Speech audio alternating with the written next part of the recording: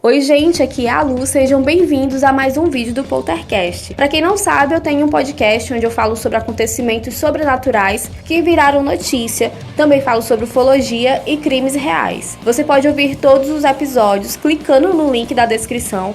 Lá eu posto alguns temas que eu não vou trazer aqui pro YouTube por terem um conteúdo mais pesado que o YouTube não gosta muito de distribuir. Clicando no link você também encontra o Instagram do Poltercast, o nosso @ é poltercast_dm e lá você pode mandar pra gente a sua sugestão de temas, relatos sobrenaturais e se você gosta de escrever contos de terror ou de crimes e quiser me mandar, eu tô com um projeto para episódios só com os contos dos ouvintes. Então é isso, vamos lá pro vídeo de hoje.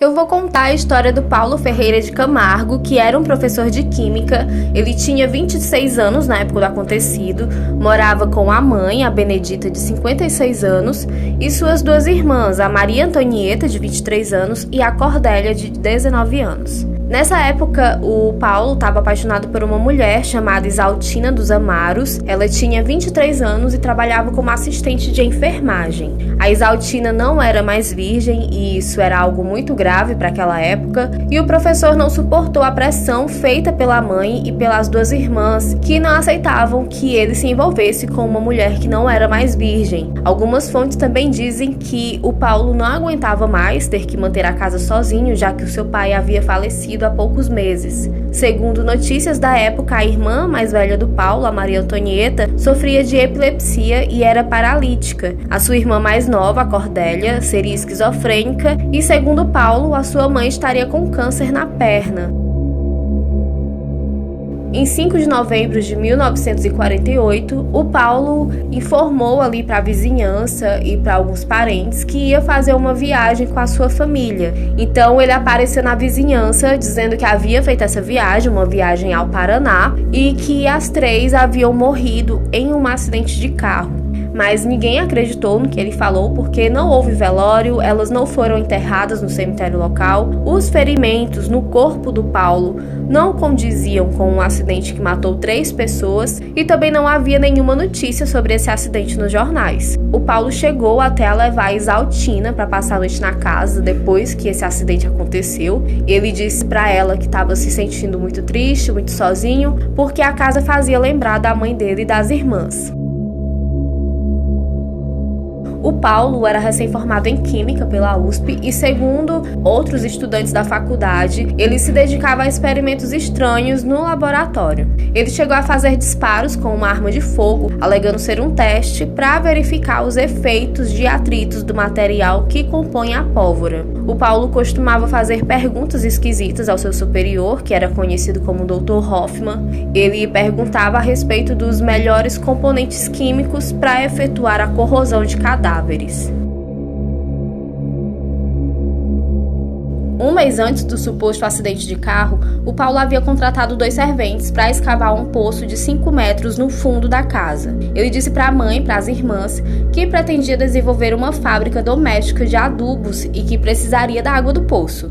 Os vizinhos sentiam falta de uma explicação sobre o sumiço das mulheres e perceberam que o comportamento do Paulo não era o comportamento de quem perdeu recentemente a mãe e 2 irmãs em um acidente. Então, 19 dias depois do sumiço das mulheres e frequentes denúncias dos vizinhos, a polícia foi até a casa do Paulo. A polícia foi lá na tarde do dia 23 de novembro de 1948 e durante a investigação eles sentiram um cheiro forte vindo do poço e então a polícia convocou o corpo de bombeiros para averiguar o que tinha acontecido, o que tinha lá dentro.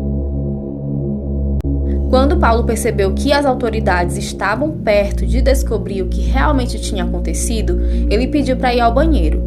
E pela janelinha do banheiro, o Paulo assistiu à retirada dos corpos das 3 mulheres de dentro do poço. O Paulo Ferreira de Camargo tirou a própria vida atirando em seu coração.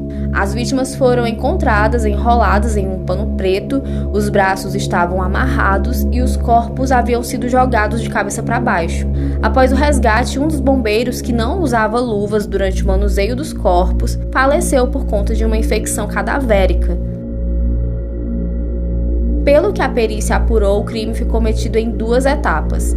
Entre 9 e 10 horas do dia 4 de novembro, o assassino matou a mãe e a irmã mais velha, a Maria Antonieta, e ele arrastou os corpos até o quintal dos fundos. A terceira vítima foi a Cordélia, a irmã mais nova. Ela trabalhava como datilógrafa na USP e ela foi executada por volta do meio-dia quando chegava em casa para almoçar. Porém, existem dúvidas se as vítimas foram mortas dentro de casa, porque não foi encontrado nenhum vestígio de sangue nem de balas e as perfurações não atingiram a parede, já que alguns tiros atravessaram os corpos. A partir daí, o endereço 104 da Rua Santo Antônio, no centro de São Paulo, ficou conhecido como o local onde aconteceu o terrível crime do Poço, e o lugar acabou ganhando fama de mal-assombrado. Mas, ao contrário do que se divulga, a casa não ficava no local onde construíram o edifício Joelma, mas sim uma quadra à frente. Esse erro de localização se deve a um exagero por parte da imprensa em querer criar uma espécie de maldição por conta dos eventos trágicos que aconteceram no mesmo lugar. A casa foi demolida no início dos anos 50, junto com outras construções ao redor, e tornou-se um estacionamento informal e anos mais tarde virou um corredor de ônibus.